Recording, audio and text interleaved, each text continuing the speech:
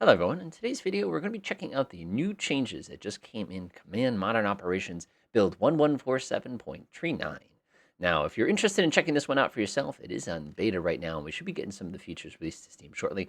But if you're in such a rush to go ahead and try these things out, if you go to the main command forum here, this is the Matrix Games one, you scroll to the tippy top, you're going to see this little update right here. The whole idea is you click on this sucker, download this thing, and then copy it into your main command folder so that you can go ahead and check this out. Although eventually, assuming the features work properly, we should see this in the regular build as well. So how does this work? Well, we've got some major changes to Radar. Things that I'm sitting here going, oh yeah. Now, for me personally, I would love to see some changes to things like the weather model to make it more weathery. But again, that's just me. So let's go ahead and check them out. So the two big changes here are the way phased array radars lose sensitivity at their side lobes, aka if you don't point at it, you can't see it. And then we also have new range resolution boxes, which now limit our ability to spot multiple targets that are located close to each other. Now you're sitting here going, wait, what? Oh, let me show you. Let me show you. So let's go ahead and put on God's eye view here.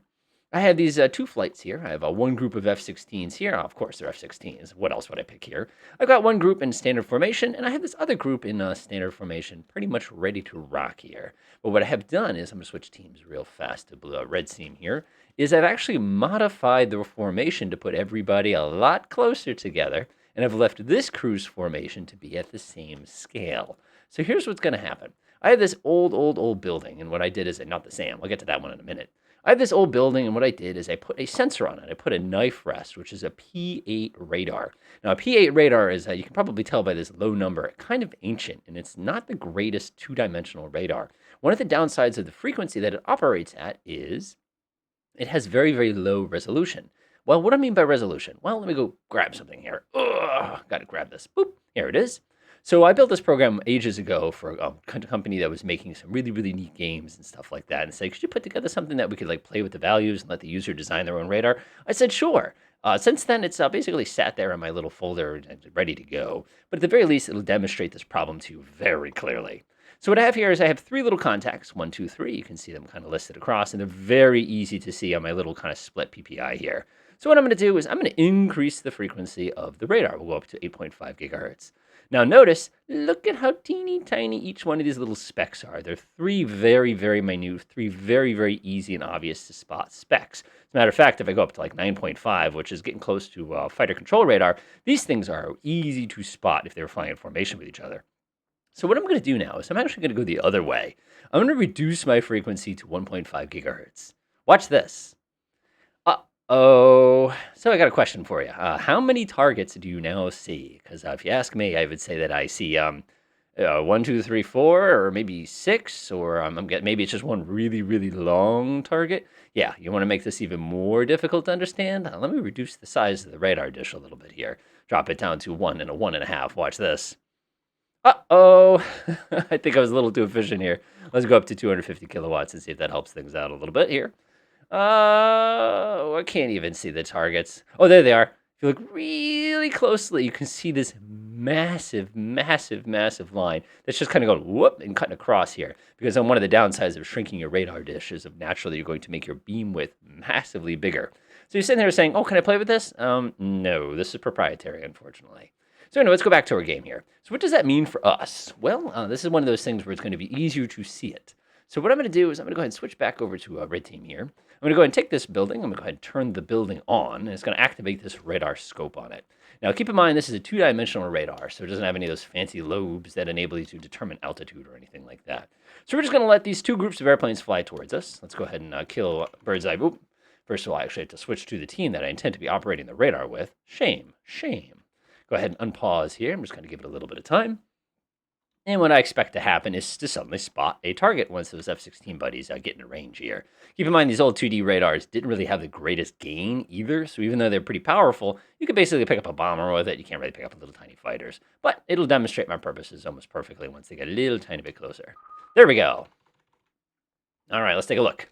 So if you remember, I launched 8 airplanes. I have 1, 2, 3, 4, 5, 6 airplanes on radar. Okay, fine, you say. So let's give it some time and try to increase the resolution. Okay then. 1, 2, 3, 4, 5, 6 airplanes, but I had 8 airplanes.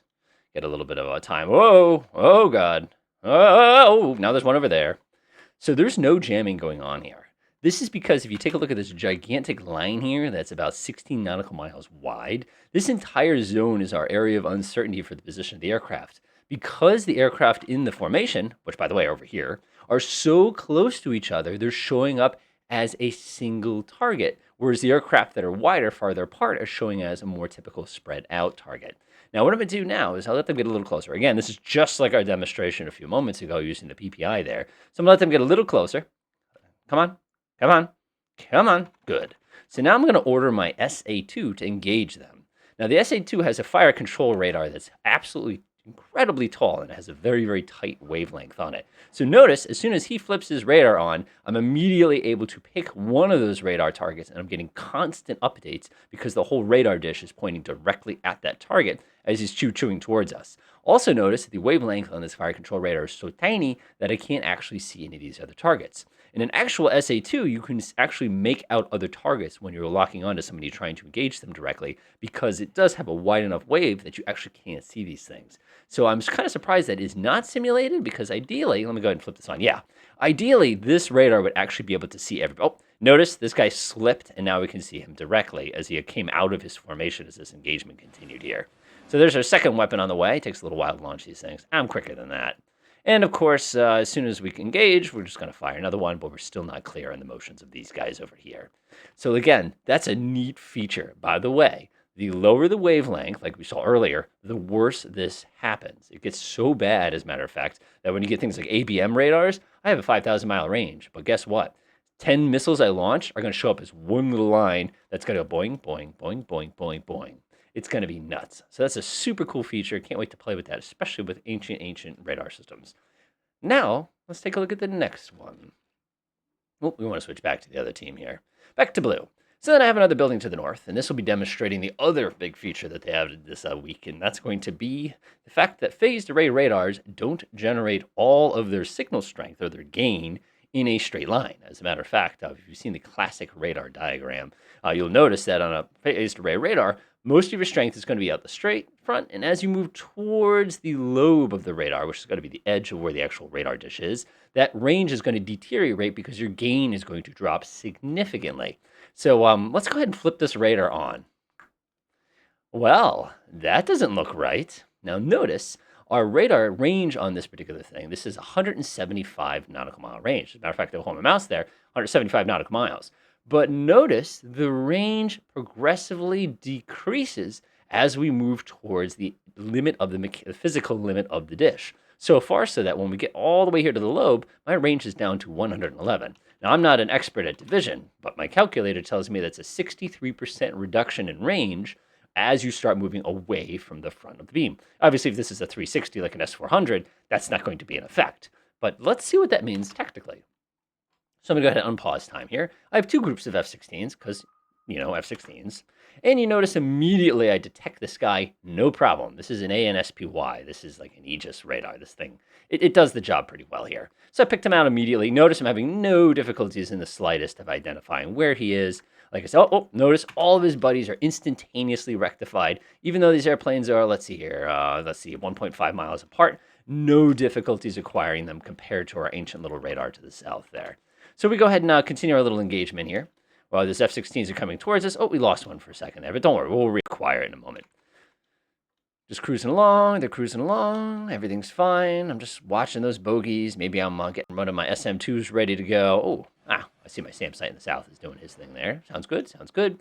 They get closer, they get closer. Oh my gosh, these aircraft are, look at this, 80 nautical miles away. They're getting closer. They could be dropping JSOWs on us.